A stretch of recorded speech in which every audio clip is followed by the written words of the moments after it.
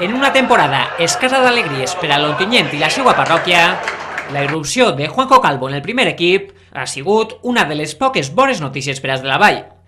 La qualitat, velocitat i capacitat en l'1 per a 1 del de Beniarfull han fet que equips com el Barcelona, Sevilla o Atleti de Madrid s'hagin fixat en ell per a incorporar-lo a les seues canteres. Me siento muy halagado que me estén siguiendo sobre equipos, pero eso aún falta mucho, no hay nada aún y seguir esforzándose para poder formar parte de un equipo de eso. Contacto directo no he tenido con ningún equipo, sé que me están siguiendo, pero contacto directo aún no he tenido con ninguno. Jugador rápido, que encara uno contra uno y desborda por la banda. Esas son mis características. Juanjo es un chico que tiene unas condiciones muy buenas. Evidentemente no está para jugar, evidentemente está para su categoría, no está para jugar en segunda B, para ser un jugador importante en segunda B a día de hoy.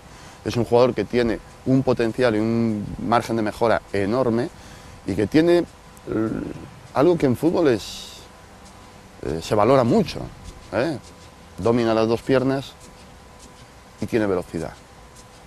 Y tiene un desparpajo natural, aparte de una humildad que hace que la gente se encariñe con él y le ayude. Calvo ha debutat en l'Ontinyent a només 17 anys i, després de que els de la Vall segellaren el descens a la tercera divisió, està sent titular en les últimes jornades. Una escola immillorable per a un futbolista que va començar la temporada en el juvenil A de la FEBO i que, amb la seva progressió meteòrica, s'ha convertit en la joia de la cantera des de la Vall. Al principio de temporada yo estaba en el juvenil y a mitad de temporada fue cuando fui empezando a entrenar y fue cuando ya me dieron la oportunidad y poco a poco pude tener minutos. Está haciendo un aprendizaje muy grande, ya que aprendes de estos jugadores que yo antes estaba en el juvenil y no era el mismo nivel. Es algo que nunca esperabas poder jugar.